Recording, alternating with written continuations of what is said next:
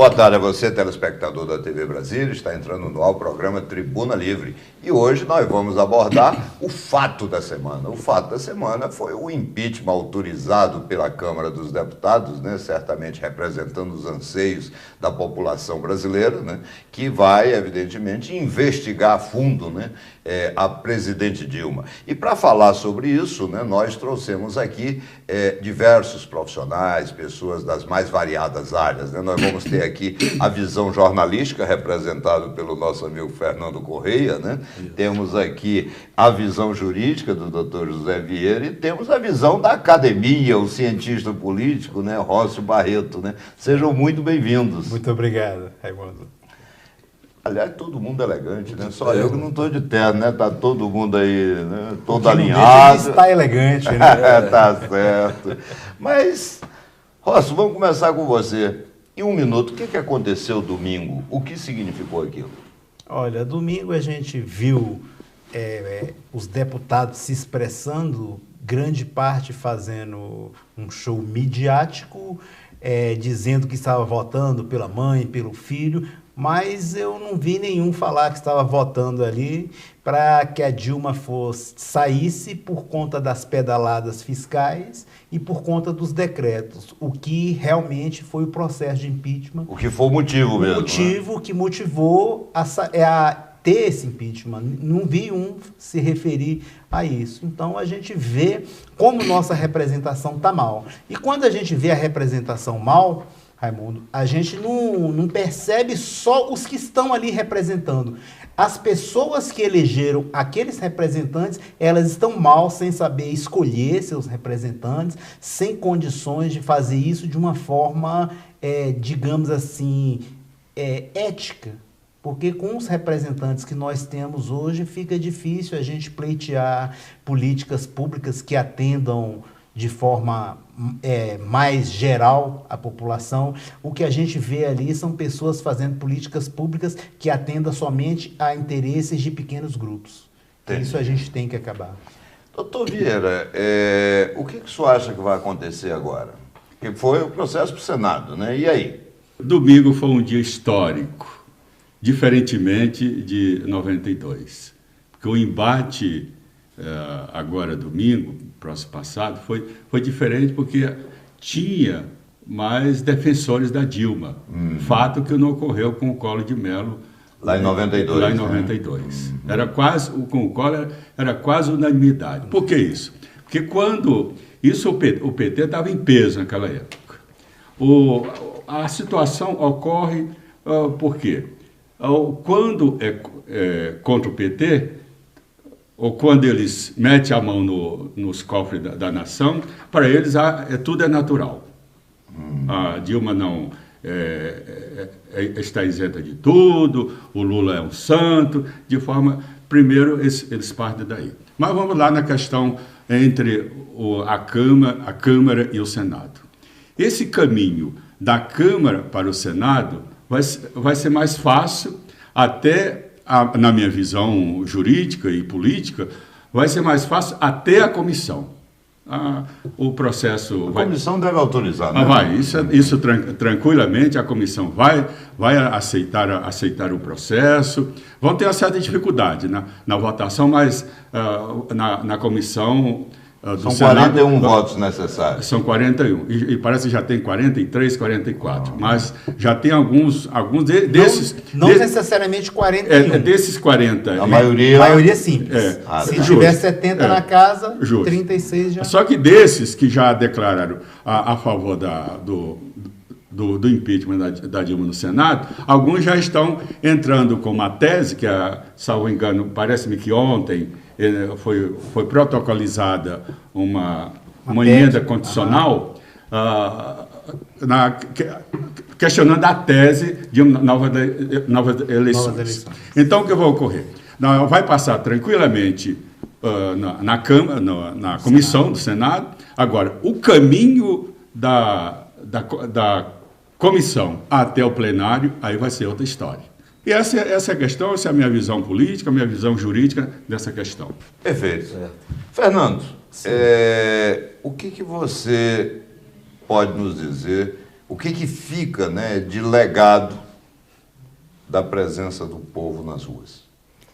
Pois é, o impeachment, para a gente conseguir chegar a esse patamar de mobilização dentro do próprio Congresso, a mobilização por parte da população, ele foi fundamental para que tudo isso acabasse acontecendo. Quer dizer, que fosse votado o impeachment lá na Câmara, que ele fosse aprovado, porque o Congresso, os congressistas, eles têm uma preocupação com a mobilização popular. Então, a pressão popular foi fundamental para que fosse aprovado. Isso aconteceu agora e aconteceu naquela época do Collor, como foi colocado, que havia uma maioria esmagadora da população, principalmente a população jovem, pedindo o afastamento naquela época. E agora, setores mesclados, né, da sociedade pedindo o afastamento da presidente. Isso daí foi fundamental para que o impeachment fosse emplacado, fosse aprovado, né? Na minha opinião. Eu também tenho minha visão. Primeiro, eu acho que aquele impeachment só aconteceu porque você foi para a rua. Aliás, no programa anterior eu recebi aqui o pessoal do bloco do impeachment e o Ricardo Noronha com o MLB, né? E destaquei aqui a importância da população estar nas ruas. E aí as pessoas colocam como se fosse um crime. E tal, o deputado fica olhando o que o povo está querendo, fica com medo das manifestações. Não, o deputado não tem medo de manifestação, não. O que o deputado tem é compreensão de que aquele mandato não é dele. Aquele mandato é da pessoa que está lá na rua. Sim. É do eleitor. E se o eleitor diz que quer isso, o deputado está lá representando ele, né? Mas eu queria lhe dizer também que eu acho que foi um momento histórico para o Brasil. Ou seja, dentro da legalidade, respeitando-se todas as regras, né? Inclusive com, no meu entendimento, né, uma intervenção indevida, né, do Supremo Tribunal Federal, que se miscuiu em bobagem, dizer como é que é rito, aquilo tudo, né? Mas tudo bem, passou. Aí nós fomos para a votação. A votação esmagadora pela abertura do processo de impeachment, né? E eu vi ali também algumas pessoas se valendo da hipocrisia, né? Eu fiquei observando, tinha pessoas, Rossi, que chegavam e diziam assim, eu voto não, quer dizer, não ao impeachment, pela democracia. Aí eu fui olhar, são as mesmas pessoas que nunca foram democratas. São aquelas pessoas que dizem que lutaram pela democracia em 64, mas na verdade eles não estavam lutando pela democracia. Eles queriam trocar o ditador de plantão, tirar o militar e botar a ditadura do proletariado, né? Quer dizer, então é uma hipocrisia, né? Depois eu vi também outros, né, falando que o Eduardo Cunha não tinha legitimidade para estar lá presidindo, porque está na Lava Jato. Eu até acho que o Eduardo Cunha tem que responder mesmo pelos processos dele. Mas aqui entre nós, pessoal, a Dilma está na Lava Jato. O ex-presidente Lula está na Lava Jato também. Aliás, é bom explicar. A Dilma ainda não foi processada porque está ainda sob o manto protetor do cargo de presidente da República. Porque, para quem não se lembra, ela foi citada como uma das pessoas que está tentando obstruir a justiça. O ministro da Educação, que é quase analfabeto, o Mercadante chama até hoje a advogado de advogado, né? O cabo é muito ruim, né? Também está citado. O Jacques Wagner também está citado na Lava Jato. Então, essa história de dizer, entendeu, que o Eduardo Cunha não pode presidir uma sessão, entendeu, para poder julgar a Dilma, olha, eu tenho a impressão que perto, né, das acusações que pairam sobre a Dilma e toda essa quadrilha que está aí, o Eduardo Cunha talvez seja um trombadinha, hein? E outra coisa, o que dizer do Renan? O Renan agora é que vai presidir, né? É o que está lá na frente do Senado, tudo bem que depois vai ser o presidente do Senado, Lewandowski, né? Que está até muito cooperativo, né? Mas tão comprometido quanto o Eduardo Cunha. Pois é, entendeu? Sobre ele também paira uma série de acusações. Mas olha, esse papo é muito bom, a gente vai voltar já já. Precisa só dar um intervalozinho, o Tribuna Livre volta já. Okay.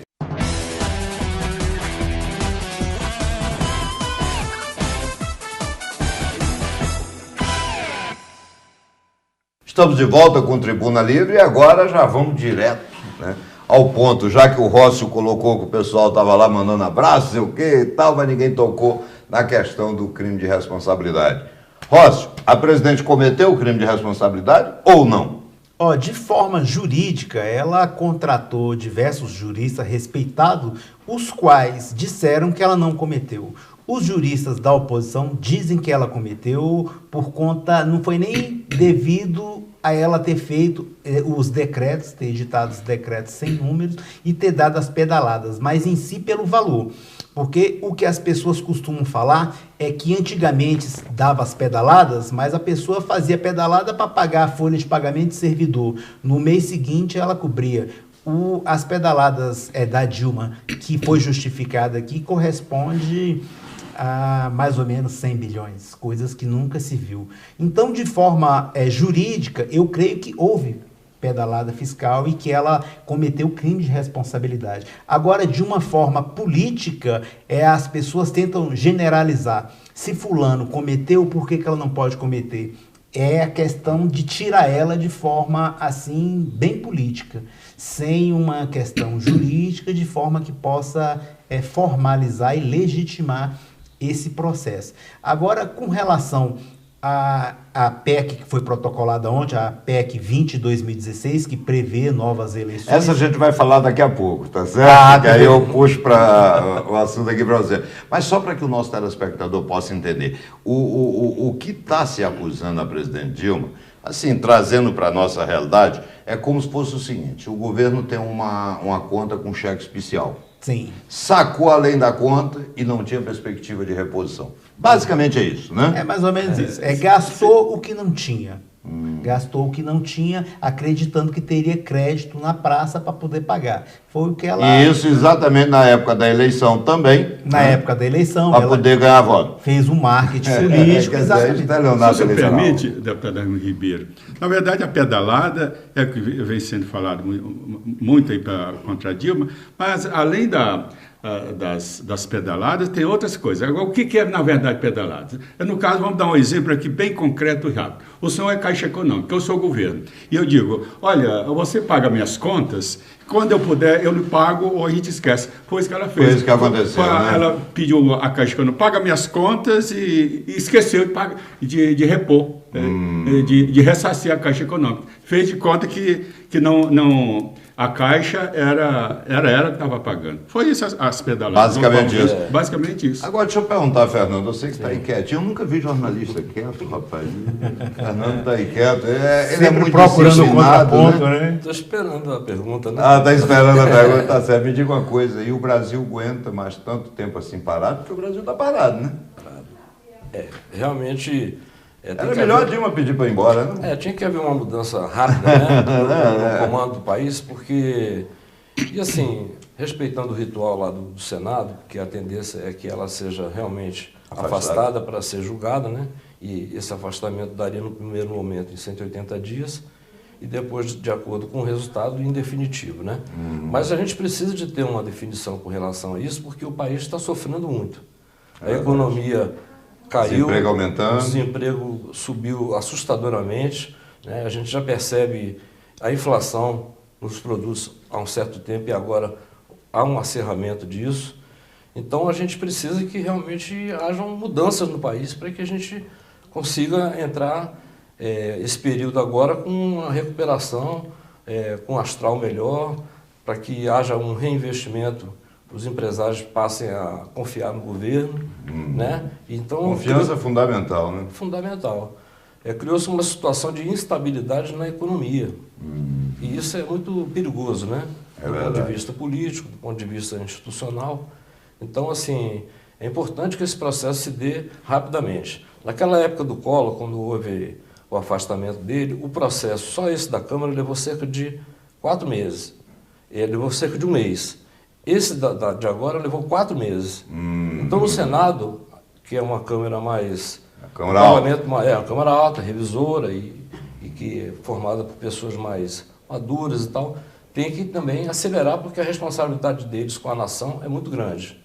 Né? Perfeito. Então, o mais importante agora é que haja essa mudança e que a gente consiga ver um novo horizonte na nossa frente. Muito bem, agora vamos entrar no tema que você está ansioso para falar, né? É o seguinte, tem um projeto de emenda constitucional para convocar eleições, né, para 2018. Aliás, para agora, 2016, né? outubro. Para 2016, né?